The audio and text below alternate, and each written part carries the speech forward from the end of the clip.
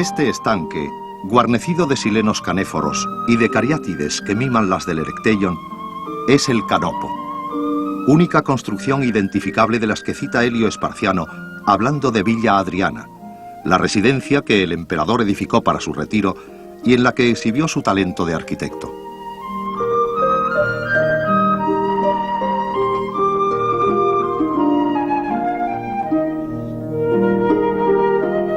El reinado de Adriano constituye el apogeo del imperio, y su tiempo, el de los emperadores buenos, será recordado largamente.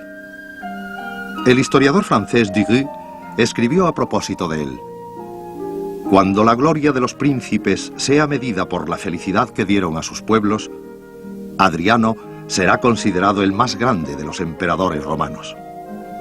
Este explorador de todas las curiosidades, como le llamó el acre Tertuliano, visitó Galia, Germania, Hispania, Anatolia, Grecia y Egipto. Renunció a las conquistas de Trajano en Armenia y Mesopotamia por amor a la paz y trasladó al deporte de la caza sus ansias de riesgo y aventura. Se había aficionado a ella durante sus años de formación militar en Hispania. No en vano, Iberia es tierra de conejos. Escribió poesía con la corrección de una persona bien educada. Subió al Etna para contemplar la salida del sol y fue el primer emperador que se dejó barba. Prefirió los escritores viejos a sus contemporáneos por amor de lo que ha sido, lo que le llevó al arcaísmo. Amó el pasado griego como un renacentista e hizo a Atenas tan próspera como no lo había sido desde las guerras del Peloponeso.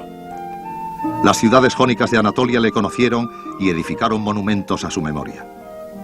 En la muerte de Antinoo, al que tanto había amado, el mundo griego aportó consuelo al doliente y honor al muerto. Adriano prohibió la circuncisión por odio a la mutilación física, no a los judíos, y estos se sublevaron. Él pertenecía a ese momento único que abarca de Cicerón a Marco Aurelio, cuando los dioses ya no existían y Cristo no había aparecido aún, en que solo estaba el hombre. Lo evocó Flaubert y lo recordó Yourcenar. El tiempo del humanismo. Este es Cabo Sunion, donde Egeo se arrojó al mar de su nombre al ver la vela negra del barco de Teseo, su hijo, que, vencedor del Minotauro, se olvidó de cambiarla por otra blanca, mensajera de su victoria. Y este, el templo dórico de Poseidón, hijo del tiempo y la fertilidad, que perdió ante Atenea una prueba por la soberanía de Ática.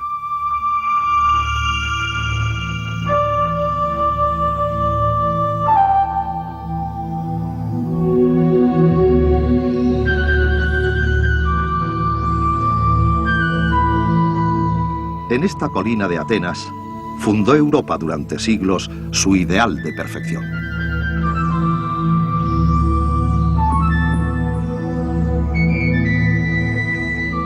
Los Propileos, puerta de entrada de la Acrópolis, fueron construidos por Nesiclés por orden de Pisístrato, que fue llamado tirano, pues obtuvo el poder por la fuerza. Ello no impidió que su tiempo fuese conocido como el de Cronos o Edad Dorada, como nos informa Aristóteles.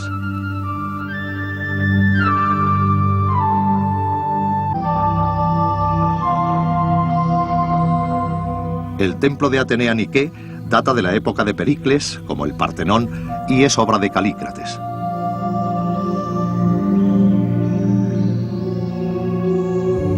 Vitruvio, en sus 10 libros sobre arquitectura, nos cuenta que fue Calícrates quien proyectó el Partenón con Ictino, que continuaría su obra bajo la dirección de Fidias. El Partenón ha sido en arte la medida de todas las cosas, y sus proporciones, perfectas como un teorema, elevadas a canon de armonía. Erigido en honor de la Virgen Atenea, albergaba en su interior la estatua de la diosa que había esculpido Fidias. Luego fue iglesia cristiana, mezquita otomana, polvorín volado por los venecianos y causa de inmortalidad y lucro para Thomas, Lord Elgin y el Museo Británico. Se le considera la culminación del estilo dórico, el más sencillo de los órdenes clásicos. El Erecteion, según una tradición mitológica, ocupa el lugar donde Atenea y Poseidón disputaron el dominio del Ática, que ganó la diosa con la adoración del olivo. Su nombre deriva de Erecteos, rey mítico de Atenas. Ejemplifica el orden jónico que nació en Anatolia, y su pórtico de las muchachas, o corés, se posa sobre la tumba de Cécrops, fundador de Atenas, que arbitró la disputa de los dioses e ideó la escritura. Sobre la roca del Areópago se reunía la asamblea del Consejo Ateniense. Desde ella, Paulo de Tarso pronunció su famoso discurso del Dios desconocido. En esta ágora se discutieron y propagaron todas las doctrinas hasta que Justiniano cerró las escuelas filosóficas de Atenas por considerar idolátricas sus enseñanzas. De ahí en adelante solo hubo ortodoxia, es decir, recta doctrina en opinión de quien la imparte.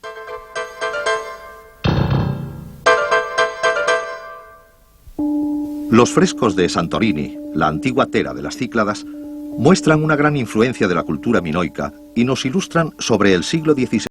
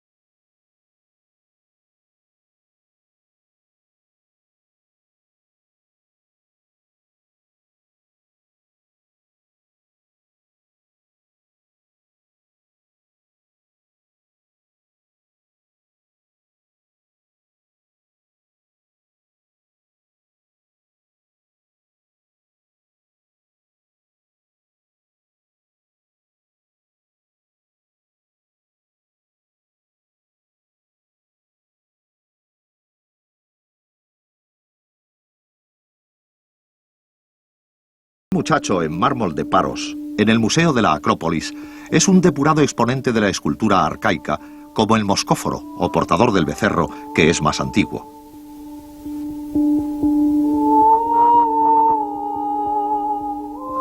El grado de complejidad, refinamiento y sensualidad que alcanzó el arte griego del período helenístico es evidente en este jarrón del Museo de Tesalónica, que se diría producido para la corte de Versalles. Representa una fiesta dionisíaca y sus figuras, de Ménades ebrias, habrían entusiasmado a los manieristas italianos.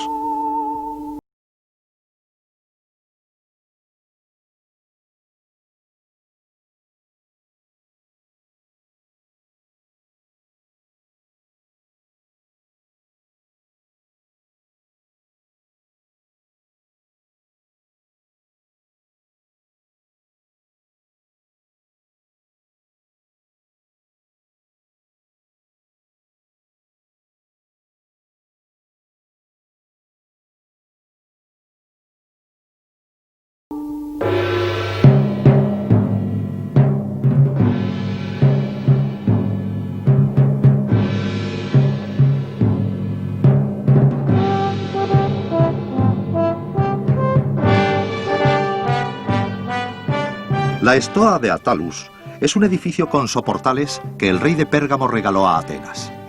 Posteriormente, dinero americano financió una reconstrucción que alguien calificó de implacable.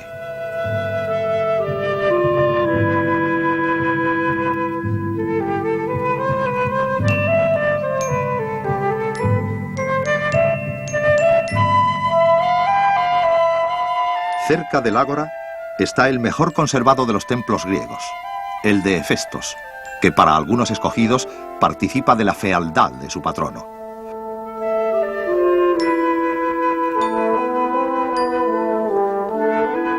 Fue construido por el mismo arquitecto que el de Poseidón, en Cabo Sunion.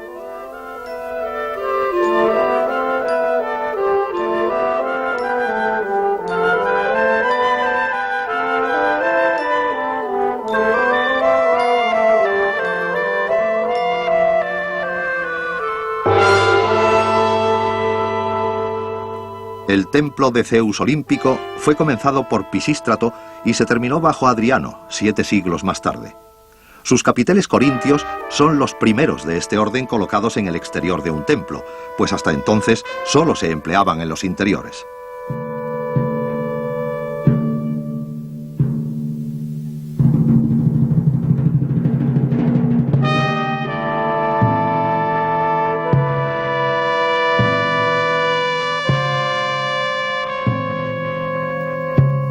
Las ciudades jónicas de Anatolia, estas son las ruinas de Mileto, alcanzaron su apogeo en el siglo VI a.C. Típicamente marítimas, su decadencia empezó en el siglo III, conforme los aluviones del río Meandros fueron alejándolas del mar. Ello dio lugar a la pérdida de sus puertos y a la aparición de zonas palúdicas de alto riesgo infeccioso, lo que causó su paulatino despoblamiento. La mayoría de los restos existentes de las ciudades jónicas proceden de las épocas helenística y romana.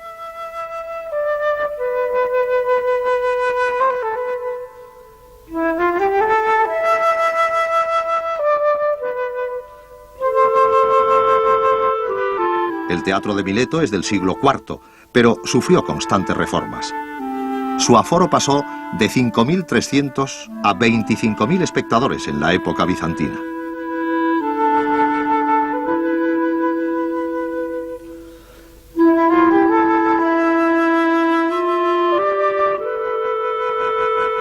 La historia común de las ciudades jónicas pasa por las invasiones persas, la Liga Délica, Alejandro Magno, los Ptolomeos, los Seleucidas y los reyes atálidas de Pérgamo.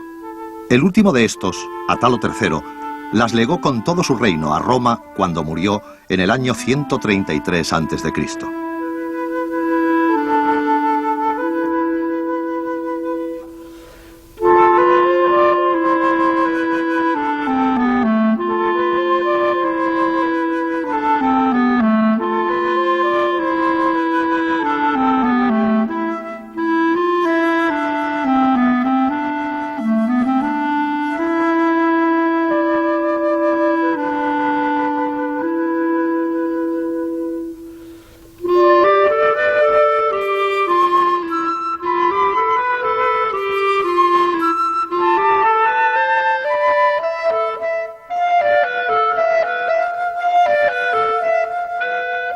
En los baños de Faustina podemos ver una estatua del río Meandros como dios fluvial.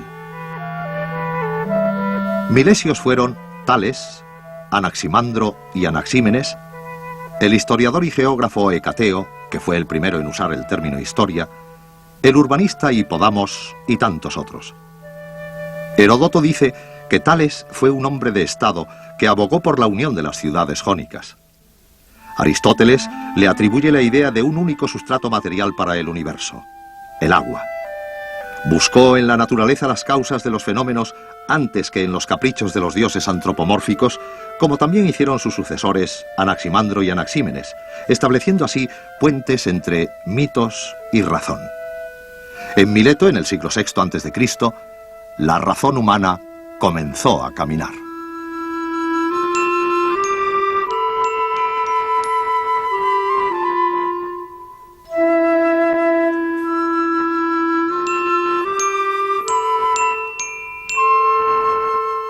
Estas son las puertas del mercado de Mileto en el Museo Pergamon de Berlín.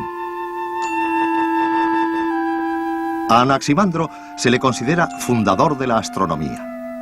Enseñó que nada, caliente o frío, prevalece permanentemente, sino que paga reparación para conservar el equilibrio entre ambos estados. Anaxímenes hizo del aire el principio básico de la materia. Estudió el arco iris, del que dijo no era una diosa, sino la refracción de los rayos del sol sobre aire compacto.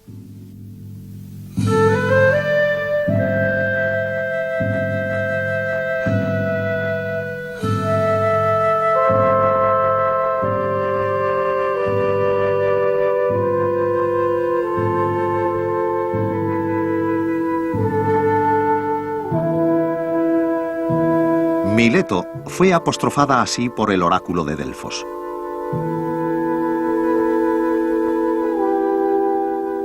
Y ese día, Mileto, ese día, tú, la ciudad pervertida, serás una presa fructífera para tus enemigos, un festín para multitudes. Tus mujeres lavarán los pies de hirsutos guerreros, y tú, oh Dídima, caerás en manos de extranjeros, así como tu templo. El templo de Apolo en Dídima también tenía su oráculo que rivalizó con el de Delfos. El que vemos ahora fue comenzado en época helenística, aunque nunca fue terminado. Calígula, Adriano y Juliano, insultado el apóstata, intentaron acabarlo cada uno por sus propias razones.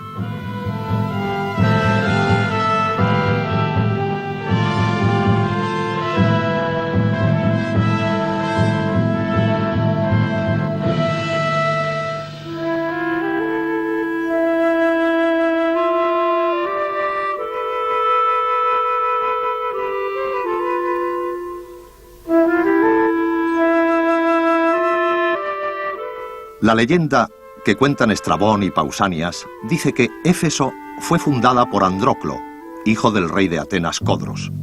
Dispuesto a partir para el Asia Menor, Andróclo consultó al oráculo de Apolo dónde debería fundar una ciudad, y se le señalaron un pez y un jabalí, que él encontró en el sitio de lo que hoy es Éfeso.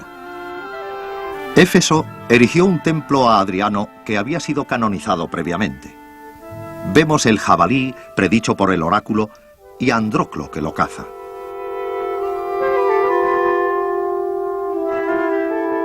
En el segundo relieve, Heracles y quizá Teseo luchan con las amazonas y les arrebatan el culto de Artemisa para darlo a los efesios. Aquí una teoría de dioses y héroes relacionados con Éfeso, no todos identificables por ausencia de atributos, salvo Heracles, Atenea, Dionisos y Andróclo.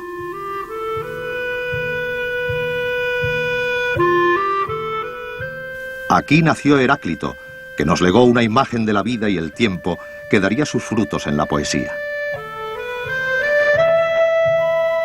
El Éfeso que vemos ahora es casi en su totalidad romano.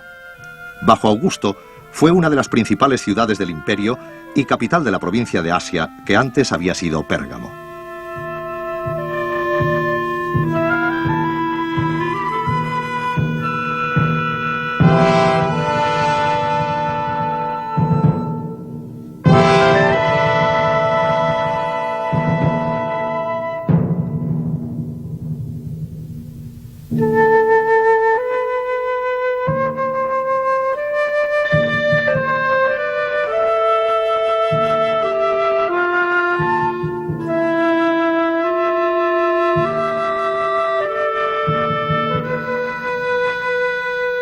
Éfeso es un buen muestrario del urbanismo romano con sus baños públicos, sus templos, su teatro, sus casas en terraza, sus patios de columnas que los arqueólogos llaman peristilos y sus habitaciones decoradas con pinturas de personajes de comedia o de héroes mitológicos.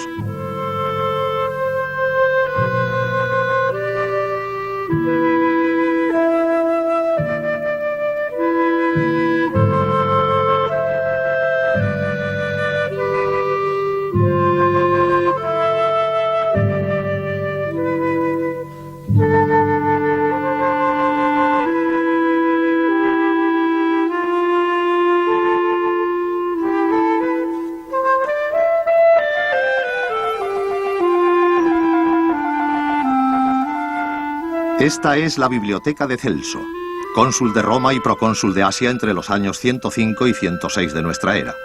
La construyó su hijo como monumento funerario de su padre durante el reinado de Trajano.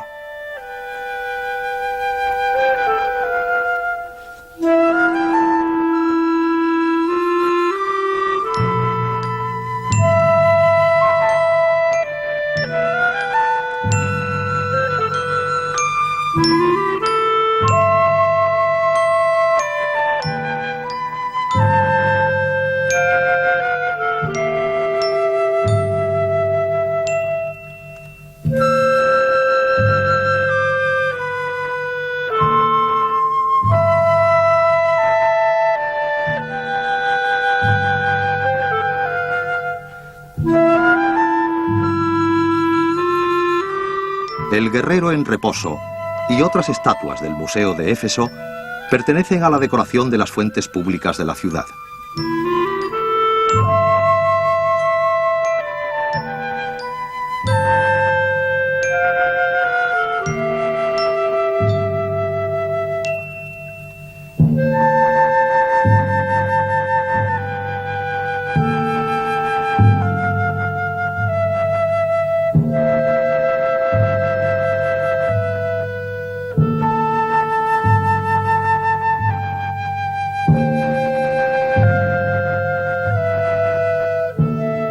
En la Vía de los Mármoles, un cartel señala la casa de las muchachas de corazón caliente. En el año 54, el predicador Paulo de Tarso fue expulsado de este teatro al grito de «Grande es la Artemisa de Éfeso». Lo cuentan las actas de los apóstoles. Estrabón dice que el templo de Artemisa fue 7 veces destruido y 7 reconstruido, y que, en todo caso, siempre fue considerado una de las 7 maravillas del mundo, lo que parece un abuso del número mágico.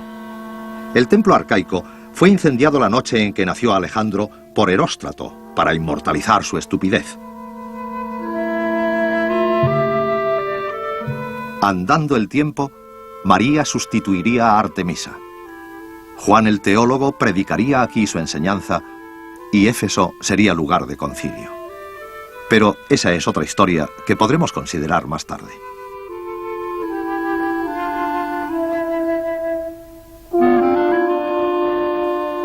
Los relieves ovoidales de las estatuas de Artemisa no son tetas como se creyó durante muchos años, Artemisa polimastos, sino testículos de toro, símbolos de fertilidad.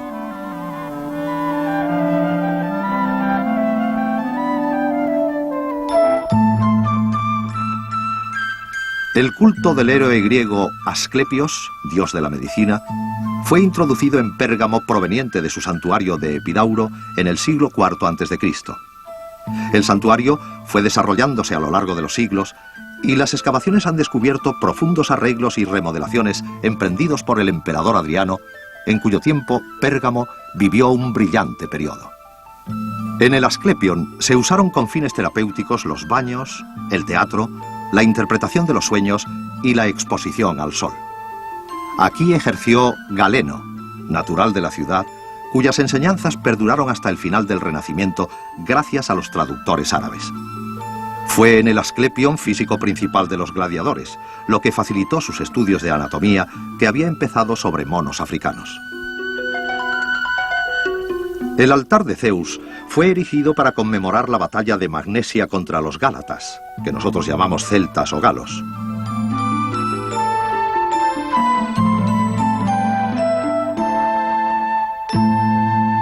Su friso, hoy en el Museo Pergamon de Berlín, narra la victoria de los dioses olímpicos sobre las potencias subterráneas y los gigantes. En el friso oriental se sitúan Zeus, Atenea y las grandes divinidades de la luz, Apolo, Artemisa y Leto.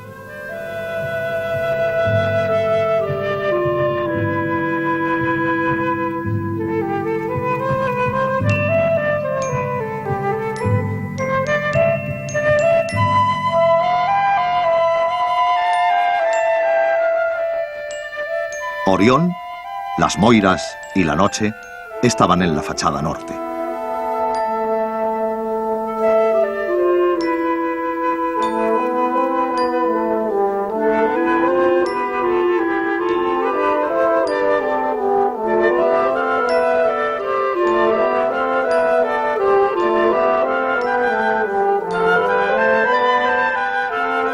Al oeste, cara al mar, las divinidades marinas, Océanos, Anfítrite, Nereo y Tritón.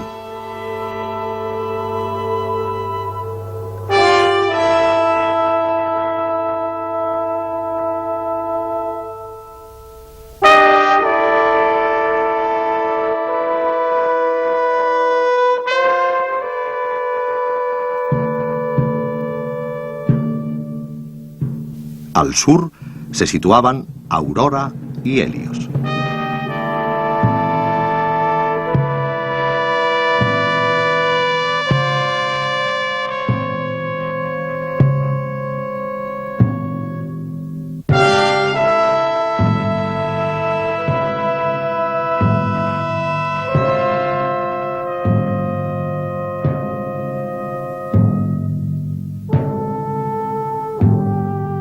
El altar de Pérgamo es el mayor y más importante conjunto de escultura helenística existente y honra a una escuela que produjo también el Laoconte y el Galo moribundo.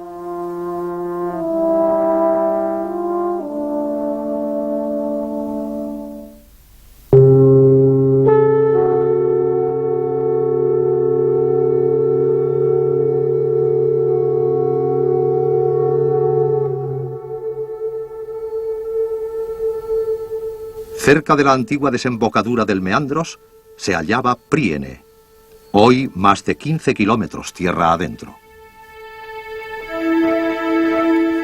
El templo de Atenea se debe a Piteos, arquitecto del mausoleo de Halicarnaso, una de las 7 maravillas del mundo catalogadas por Antípater de Sidón. Fue dedicado por Alejandro Magno a Atenea Polías y se terminó 2 siglos más tarde gracias a los donativos de Holofernes, rey de Capadocia, que había pasado su infancia en Príene. De Príene fue Bías, uno de los 7 sabios de Grecia que dio leyes a su ciudad. Y también el arquitecto Hermógenes, que codificó el orden jónico en sus libros.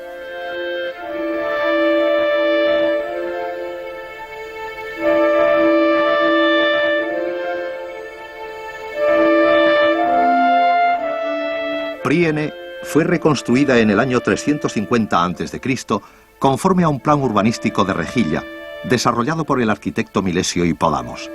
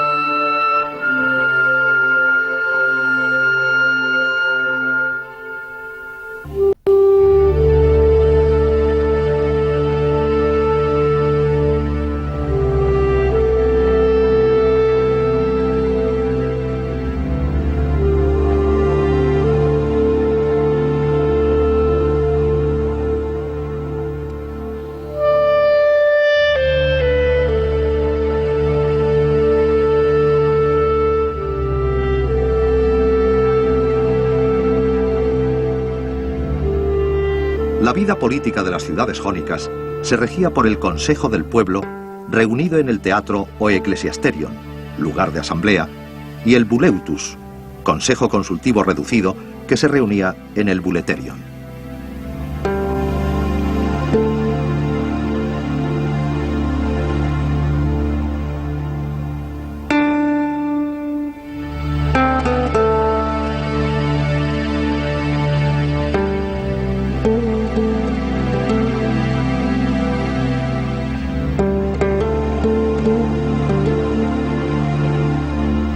En el Prytaneion se guardaba el fuego sagrado y se alojaba a los huéspedes ilustres de la ciudad. En la época bizantina, Príene fue un centro episcopal. Esta iglesia data del siglo VI y debía de ser la del obispo. En el suelo se utilizaron elementos del templo de Atenea.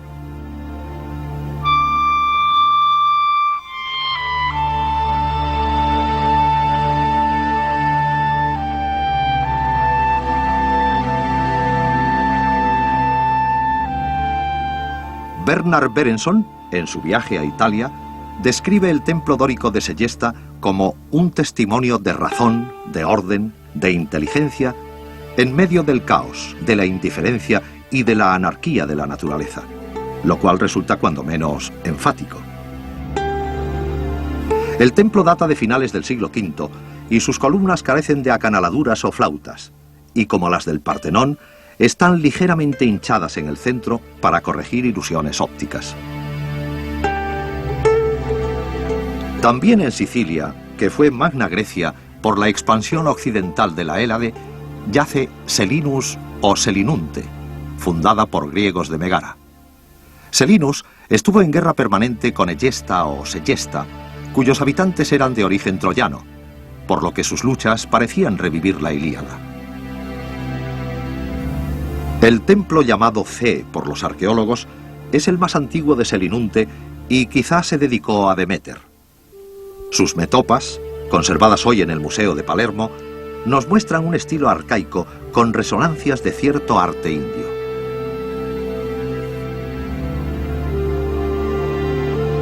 Heracles luchando con los ladrones cércopes que Zeus transformó en monos.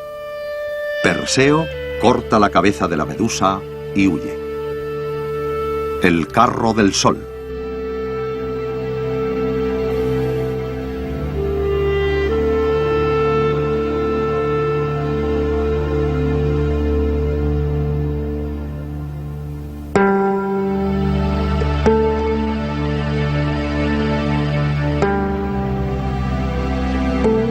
El templo E estaba dedicado a Hera.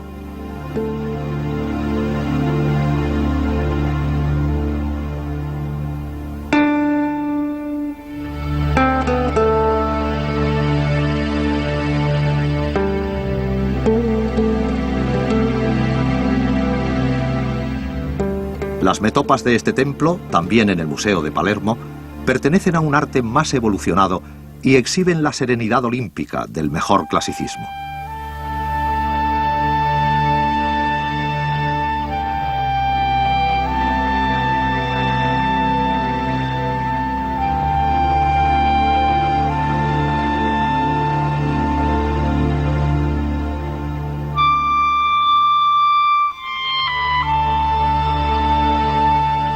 Acteón, devorado por los perros de Artemisa.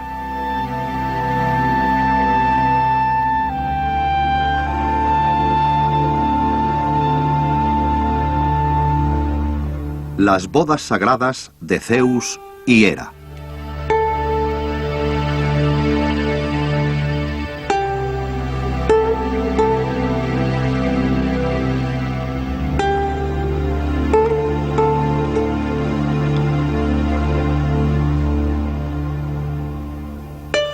Heracles en la batalla contra las Amazonas. Contra una amazona, para ser más precisos. El templo de Atenea en Siracusa fue erigido para conmemorar una victoria sobre los cartagineses.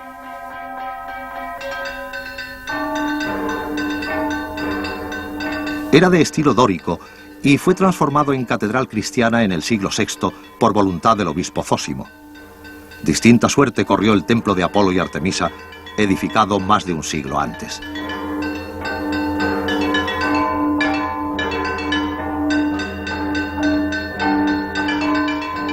Siracusa fue la ciudad más importante del helenismo occidental. Jamás cayó a los cartagineses, con los que sostuvo 4 guerras, y aunque dominada por los romanos, nunca fue latina, y conservó su lengua griega hasta la aparición del romance. Había sido fundada por griegos de Corinto. Bajo la tiranía de Dionisio, desde finales del siglo V y tras la derrota de Atenas, Siracusa se convirtió en el mayor centro del Mediterráneo. En ella estuvo Platón, al que Dionisio trató de vender como esclavo, aburrido de sus enseñanzas. Sin embargo, su hijo y sucesor, Dionisio el Joven, trataría de realizar las teorías de la República.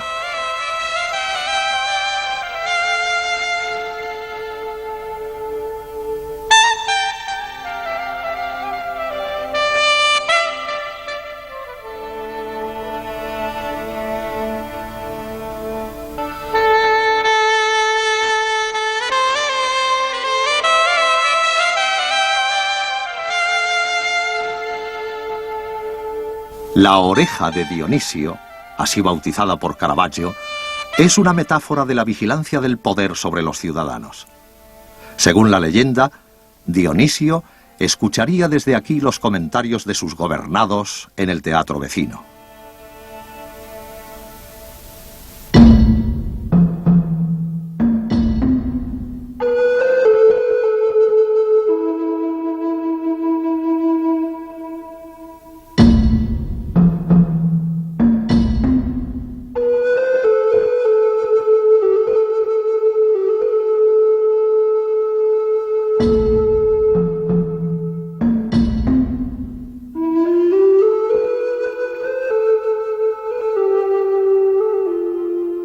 Dionisio el Viejo fundó Taormina.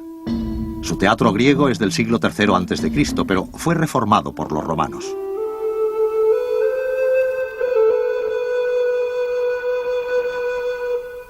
La villa imperial de Piazza Armerina, también en Sicilia, era una lujosa residencia de caza que quizá perteneció a Maximiano Hércules, colega de Diocleciano en la tetrarquía, quien se habría establecido aquí hacia el año 305, cuando Diocleciano lo forzó a abdicar. Se trata de una hipótesis opinable. Sus mosaicos son de escuela romano-africana, muy probablemente realizados por artesanos del Yen.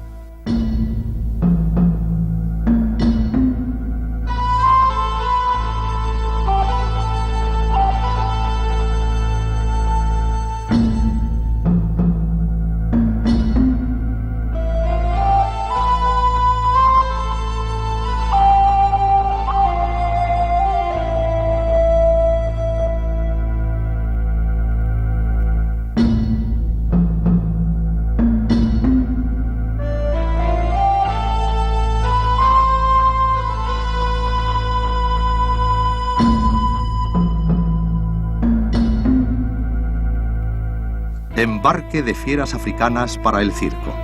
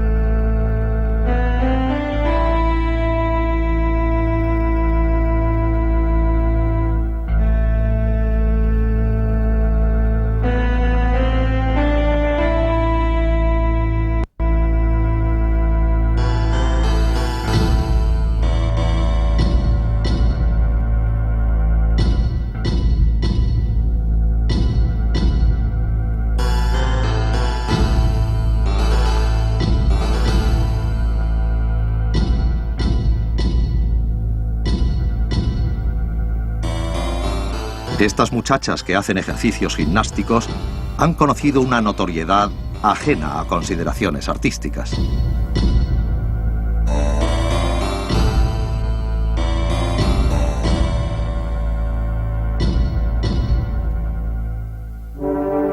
Cartago fue una potencia marítima y comercial con una buena base agrícola y un sistema político de poder aristocrático colegiado que mereció los elogios de Aristóteles. Antagonista primero de los griegos y después de Roma, por la hegemonía del Mediterráneo, Cartago es la gran perdedora del mundo antiguo. La Cartago romana fue proyectada por César y realizada por Augusto. Fue capital de África y alcanzó su apogeo durante el reinado de los severos. La púnica es una cultura oriental fuertemente teñida de helenismo. En la religión estarían sus mayores diferencias con el mundo grecolatino.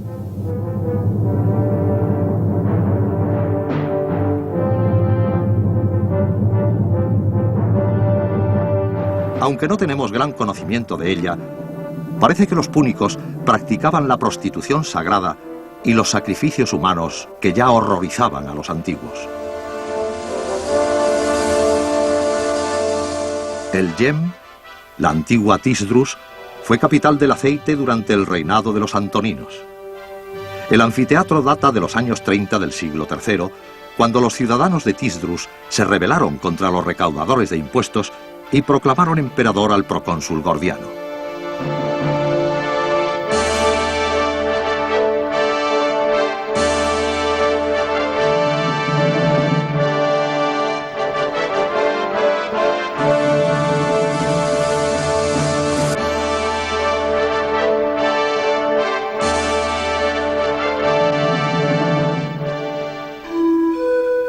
Después de la destrucción de Cartago, Duga formó parte de los territorios regalados a Masinisa.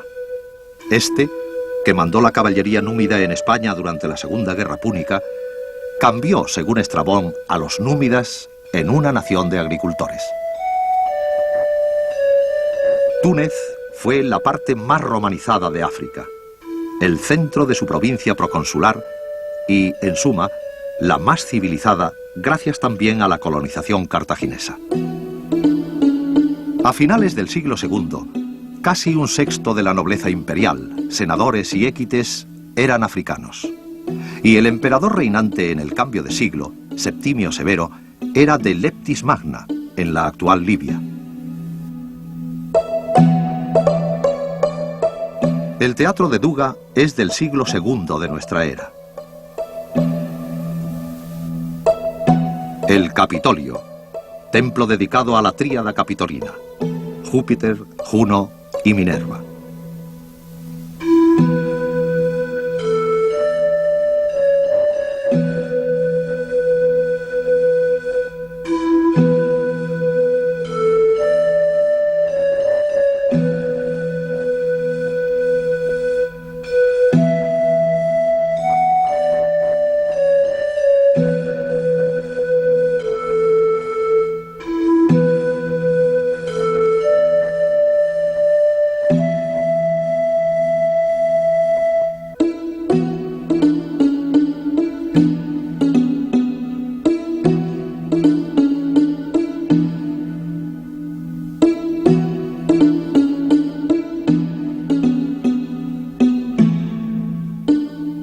África se desarrolla sobre la tríada mediterránea clásica: el trigo, la viña y el olivo. Al principio, Roma obligaba a la especialización en el trigo, pero más adelante la iniciativa de los colonos desarrolla los otros dos cultivos.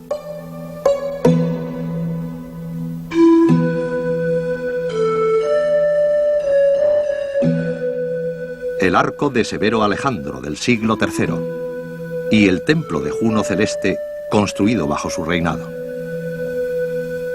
Adriano fue el primer emperador que visitó África y aceleró la concesión de ciudadanía romana a las colonias africanas. El mosaico, arte de las musas, tuvo en la provincia de África un desarrollo espectacular. Hubo talleres mosaicistas en Adrumeta, actual Susa, en Cartago, en Útica, en Tuburbo, en Tisdrus.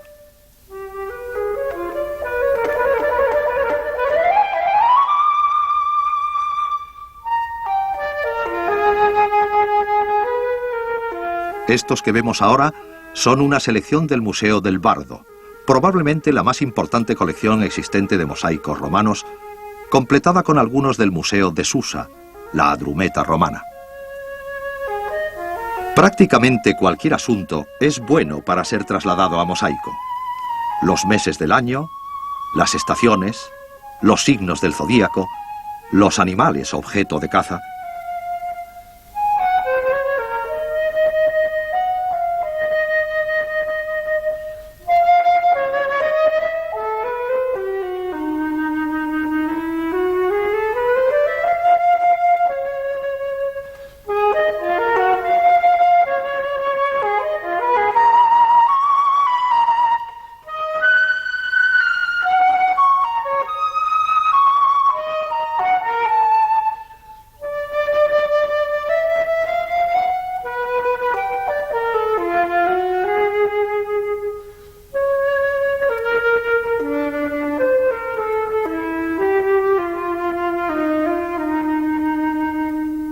Los asuntos mitológicos, en una época ya descreída, fueron una buena fuente para la decoración. Los triunfos de Baco o de Neptuno fueron profusamente representados.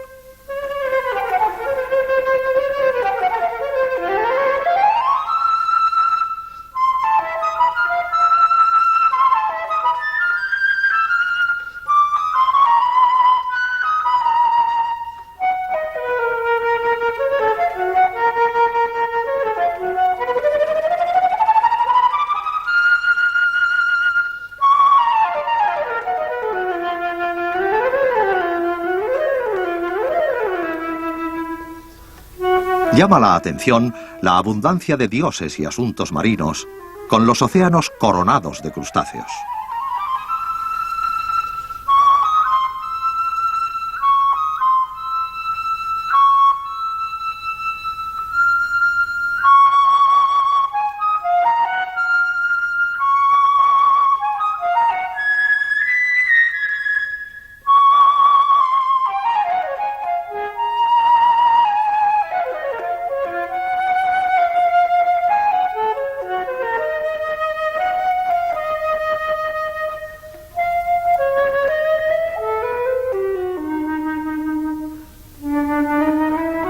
El mosaico de Ulises, quizás el más bello del Museo del Bardo, procede de una casa de Duga.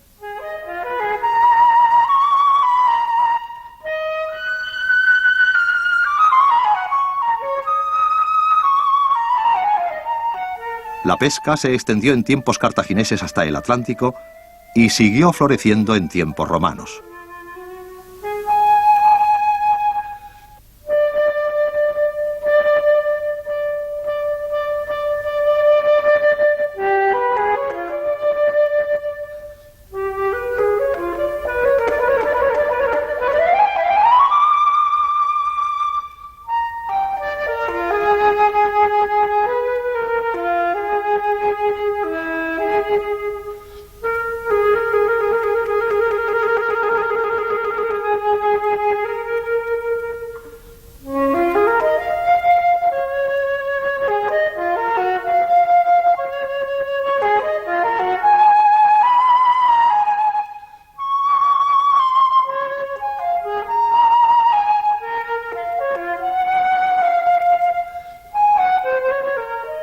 El mosaico del señor Julio refleja la vida cotidiana de un propietario en su finca.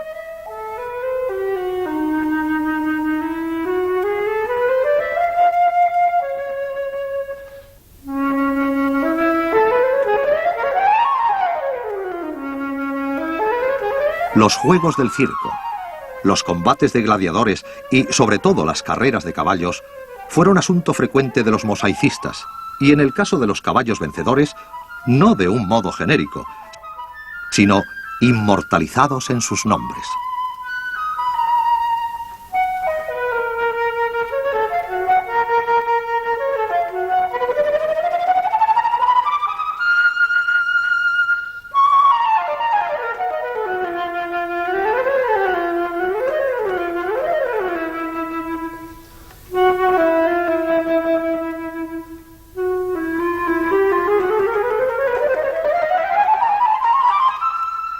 El tocado de Venus. Este símbolo del yin y el yang quizá llegó de Asia por la ruta de la seda. En el umbral de las casas era frecuente colocar símbolos profilácticos contra el mal de ojo, a menudo con claras alusiones genitales.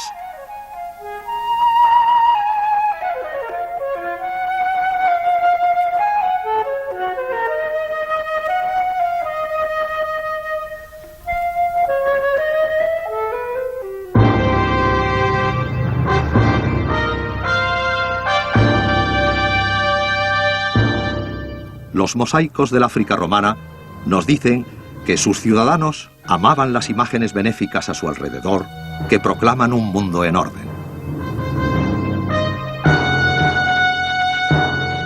Nos legan sus sueños y sus dioses olvidados en estos campos, ya sometidos al Dios único.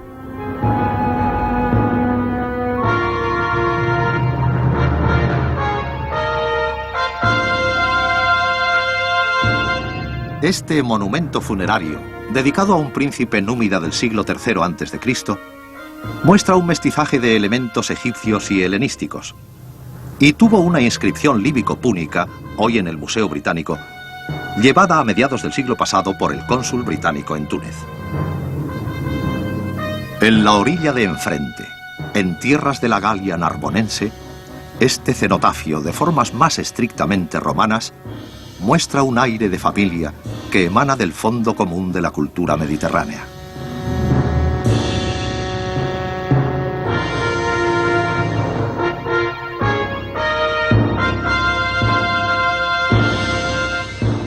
Su vecino, el arco municipal en la meseta de los antiguos de Saint-Rémy, nos remite a un modelo conmemorativo, extendido por todo el imperio, que ha generado réplicas más o menos enfáticas hasta nuestros días.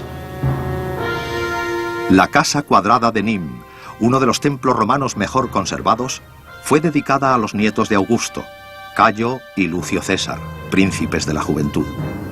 Su elegante estructura sirvió de modelo a la napoleónica iglesia de la Madeleine en París. El anfiteatro, después de haber sido fortaleza medieval, lugar de habitación y cantera de iglesias, ha establecido en los últimos tiempos una continuidad con su función original, albergando corridas de toros.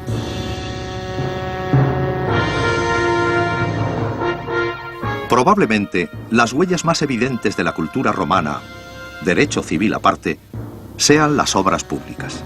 Entre ellas, pocas más espectaculares que las de abastecimiento de aguas a las ciudades por medio de acueductos, como este del Pont du Gard para el servicio de Nîmes. Tuvo en su día 50 kilómetros de largo, con tramos subterráneos o aéreos según los obstáculos a salvar, como se hacen hoy las autopistas.